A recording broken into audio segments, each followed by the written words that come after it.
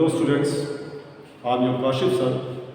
तो जैसे कि हम लोग जानते हैं कि हम लोग के अभी ऑनलाइन क्लासेस चल रहे हैं और उसी ऑनलाइन क्लासेस में मैं आपको यूट्यूब पे वीडियो अपलोड करके दे रहा हूँ। और हम लोगों ने अपनी ऑफलाइन क्लासेस में ह्यूमन हेल्थ एंड डिजीज़ को स्टार्ट किया था और उस ह्यूमन हेल्थ एंड डिजीज़ में हम लोगों ने बेसिकली अपने कई तरह के सेवरल टाइप्स ऑफ डिजीज़ को, उनके कॉजेटिव एजेंट्स को, मतलब जो पैथोजेंस थे और उनका ट्रीटमेंट जो था वो हम लोगों ने ऑफलाइन क्लास में कंप्लीट कर लिया था। Today will start the immunity. तो आज हम लोग इम्यूनिटी को पढ़ेंगे और इम्यूनिटी में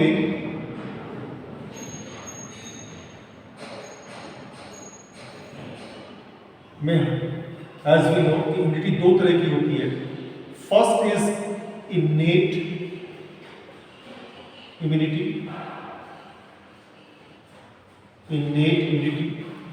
इनेट इम्यूनिटी जो होती है ये बाय बर्थ हमारे अंदर आती है, बाय बर्थ आती है।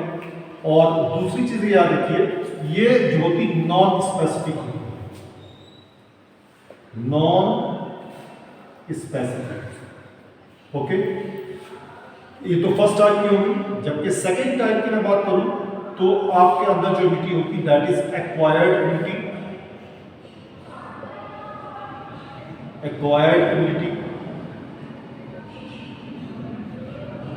ये आफ्टर बर्थ आती है, आफ्टर बर्थ।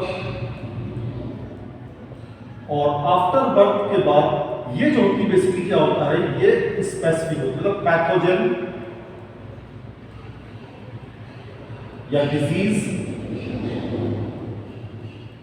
स्पेसिफिक। ओके, तो पैथोजन या डिजीज स्पेसिफिक होती है। तो दो चीजें हमें यहां पे समझना है कि एक तो आपकी इनेट इम्यूनिटी हो गई, ठीक है, जो कि बाय बर्थ आ रही है, नॉन स्पेसिफिक है। दूसरी आपकी एक्वायर्ड इम्यूनिटी हो गई जो कि आफ्टर बर्थ आ रही है, और ये आपकी क्या है, ये स्पेसिफिक है, पैथोजन या डिजीज स्पेसिफिक। नॉन स्पेसिफिक की अगर मैं इनेट की मैं बात करूं तो नॉन स्पेसिफिक इनेट में हम जानते हैं कि बेसिकली हमारी जब बर्थ होती है तो बर्थ के टाइम हमें जो है हमारे नेचुरल तौर पे हमारे अंदर एक इम्यून सिस्टम बना होता है। वो इम्यून सिस्टम जो है हमें डिफरेंट टाइप्स ऑफ, मतलब यहाँ पे आप ये नहीं कह सकते कि वो इम्यूनिटी हमें पोलियो से बचा रही है, या वो इम्यूनिटी हमें बीसीजी से बचा रही है, या वो इम्यूनिटी हमें कोरोना से बचा रही है, या वो इम्यूनिटी हमें किसी पर्टिकुलर बैक्टीरिया या वायरस से बचा रही है। वो ओवरऑल हमारे सारे तरह के पैथोजेंस के ऊपर वर्क करती है। तो यहाँ पे ये नॉन स्पेसिफिक है, हम इस पर ये नहीं कह सकते कि किसी पर्टिकुलर बैक्टीरिया या वायरस से हमारी प्रोटेक्शन होगी। तो ये तो इनेट इम्यूनिटी की बात हो गई। जबकि एक्वायर्ड इम्यूनिटी क्या होता है कि एक्वायर्ड इम्यूनिटी वो इम्यूनिटी है जो कि हम अपनी बर्थ के बाद अपने पर्टिकुलर एनवायरनमेंट से या फिर वैक्सीनेशन के थ्रू एक्वायर करते हैं। हम अपने आसपास के एनवायरनमेंट से, अब एनवायरनमेंट से मैं एक सिंपल से मैं बात करूं, जैसे कि आजकल हम लोग जानते हैं कि कोविड-19 का दौर चल रहा है, ओमिक्रॉन और नए जो है सेगमेंट्स आ रहे हैं, नए उनके जो वेरिएंट्स आ रहे हैं।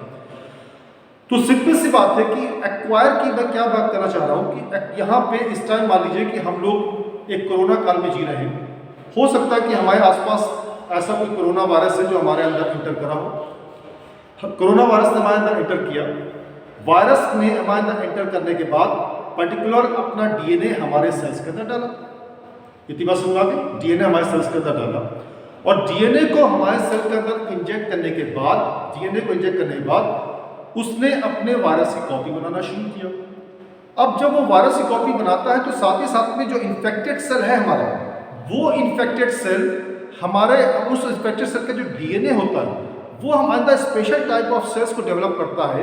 और वो स्पेशल टाइप ऑफ सेल्स जो है बेसिकली क्या कहलाते हैं, इंटरफेरॉन्स। ये इंटरफेरॉन्स क्या करते हैं, हमारे बगल के जो दूसरे नेबरिंग सेल्स हैं, जिसको आप कह रहे हो नॉन इन्फेक्टेड सेल, जहां भी वायरस का इन्फेक्शन नहीं फैला है, वहां पे वो इंटरफेरॉन्स जाएंगे।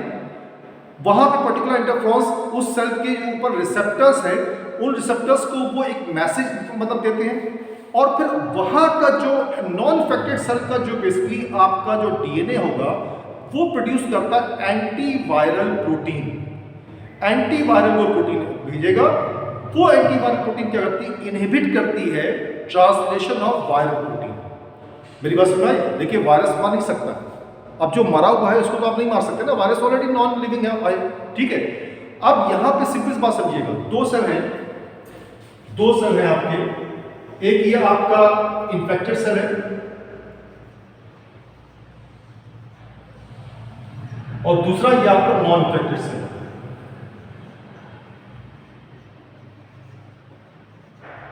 नॉन इन्फेक्टेड सेल जिसको आप नेबरिंग सेल।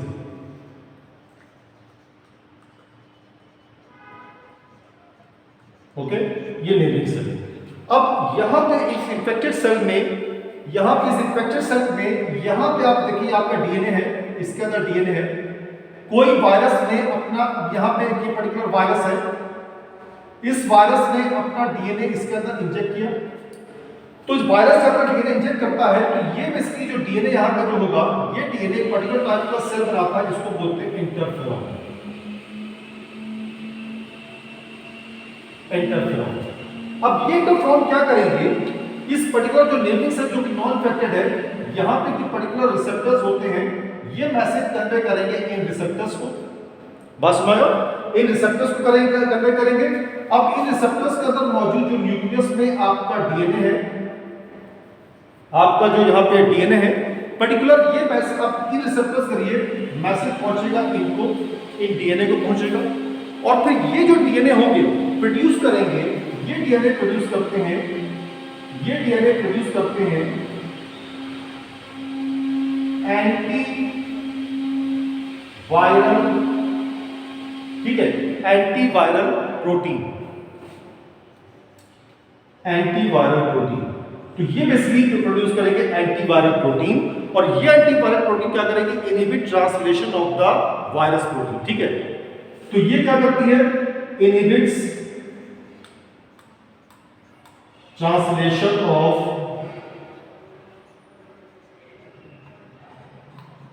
Viral protein. ठीक है, तो अब यहां पर देखना समझ आई, तो एंटीवायरल प्रोटीन आपकी बनी डीएनए के अंदर, और उस एंटीवायरल प्रोटीन ने क्या करा, तो सिंपल समझ लीजिए, ये क्या कर रही है, इनहिबिट कर रही है ट्रांसलेशन ऑफ वायरल प्रोटीन। तो इस तरह से आपके सेल के अंदर कोई वायरस आया, वायरस के डीएनए जो इन्फेक्टेड सेल था उसके डीएनए ने ये इंटरफ्रॉन्स को बनाया। इंटरफ्रॉन जो है मैसेज कन्वे करेगा, जो आपका नेबरिंग सेल है, नॉन इन्फेक्टेड सेल, वहां से रिसेप्टर्स जो है मैसेज को पहुंचाएंगे आपके पर्टिकुलर डीएनए को। डीएनए के अंदर की पर्टिकुलर टाइप की एंटीवायरल प्रोटीन बनेगी, और एंटीवायरल प्रोटीन जो है इनहिबिट करेगी ट्रांसलेशन। ट्रांसलेशन मतलब प्रोटीन को बनने से रोक देगी।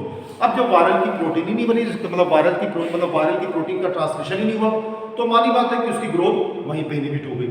तो इस तरह से जो है ये इंटरफ्रॉन्स जो होते हैं हमारे अंदर काम करते हैं। तो ये बेसिकली जो इंटरफ्रॉन्स जो आएंगे, ये आपके किस तरह के आ रहे हैं, ये एक्वायर्ड इम्यूनिटी में।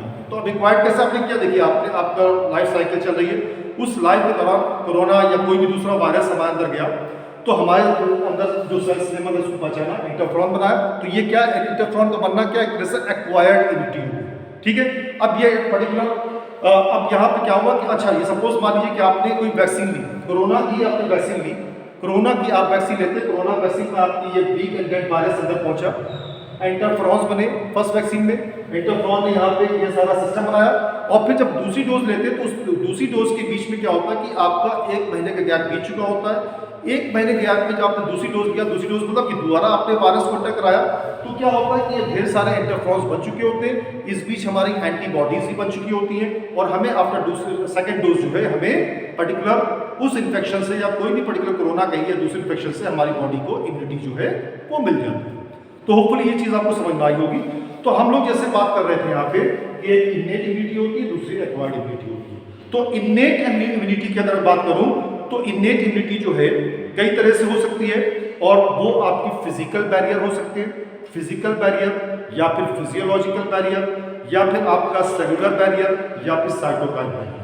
तो मैं अभी आपको फिजिकल बैरियर बात करता हूँ। फिजिकल बैरियर में हमारी सबसे पहले हमारी स्किन आती है। स्किन एक इतना अच्छा नेचुरल सिस्टम है, हमारा बैरियर है, जो कि हमें particular different types of microbes से हमें बचाता है और हमें प्रोटेक्ट करके रखता है। उसी तरह से अगर आप बात करें पर्टिकुलर टाइप के, हमारे अंदर कुछ म्यूकस मेम्ब्रेन्स भी होती हैं। एक तो स्किन हो गई, दूसरी म्यूकस मेम्ब्रेन हो गई, जो कि हमारी गट में हो सकती है, हमारे मतलब ये सीलियरी जो आपका ये पर्टिकुलर इसोफेगस जो है यहाँ पे गट पे हो सकती है, आपके रेस्पिरेटरी ट्रैक्ट में हो सकती है, और साथ ही साथ में रिप्रोडक्टिव ट्रैक्ट में होती है। ठीक है, तो ये म्यूकस जो मेम्ब्रेन है हमें पर्टिकुलर कई तरह के इन्फेक्शन से बचाती है, म्यूकस का अंदर ट्रैप करके, वो हम लोग आगे डिटेल में पढ़ेंगे। तो एक तो स्किन हो गई, दूसरा आपका क्या हो गया, म्यूकस मेम्ब्रेन हो गई, जो कि फिजिकल बैरियर बनाती है। दूसरा बैरियर में बात करूँ तो फिजियोलॉजिकल बैरियर होता है। फिजियोलॉजिकल बैरियर में एक हमारे स्टमक में एक एसिड बनता है, हम जानते हैं सभी लोग हैं, क्लास 10 मैंने आपको पढ़ाया है, HCl। HCl जो होता है एक फिजियोलॉजिकल बैरियर में आता है, और HCl हमारे खाने में मौजूद कई तरह के बैक्टीरिया से हमें प्रोटेक्ट करता है, हमें इम्यून देता है। ठीक है, दूसरा मैं बात करूं आपका माउथ सलाइवा। माउथ सलाइवा हो गया या फिर टीयर्स हो गए, इनके अंदर एंटी बैक्टीरियल लाइसोजाइम होता है।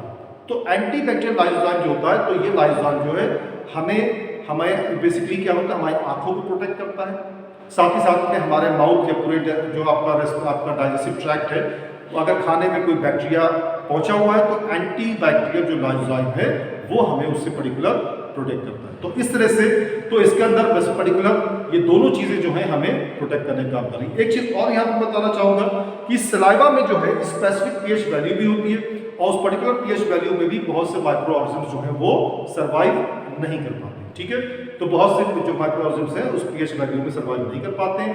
इसी तरह से जैसे मैंने आपको बताया कि केमिकल लाइसोजाइम हमारे सलाइवा हमारे टीयर्स में होता है, जो कि हमें प्रोटेक्ट करने का काम कर रहा है। तो होपफुली ये अच्छा चीज़ आपको समझ में आई होगी।